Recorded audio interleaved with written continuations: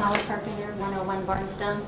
I'll be real quick. Just a couple things that I wanted to clarify.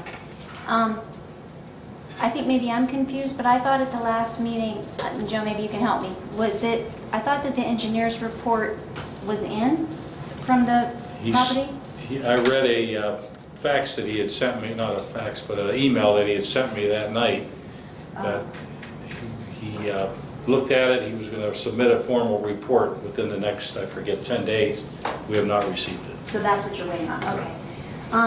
And then I had a question, and it's kind of like a thought and a suggestion and maybe a meet in the middle, but is there any way possible, because of the situation where the first 5 houses were under the original developer, and then because of it not actually being under a developer, if that's the case, because it got transferred to farmers and farmers became a developer, but they're not like an on-site developer, versus a builder, is there a way that the street can ever be dedicated to be a public street versus a private street, which if we even had to help in the paving of it, maybe the long-term care of the street would offset for people a lot of the distension?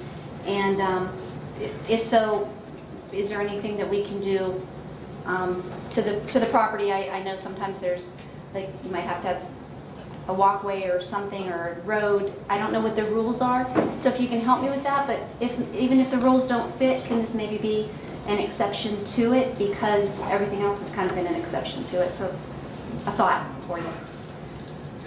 Well, the problem as I see it is that philosophically the negotiation that went on with the proposal for the PUD granted exceptions to the subdivision regulations, which were granted because the city would have to maintain certain items in the development, and I think that kind of throws a curveball into the fact that that you can't have a PUD that's partially dedicated, partially not, and I don't know how do you get around that? It would depend on the construction of that road. If that road was constructed as a Class A public road, I think maybe that idea has some legs.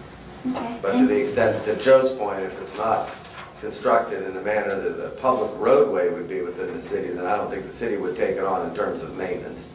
Well, and then something else to think of, and is how far was it constructed at the time that the original developer left?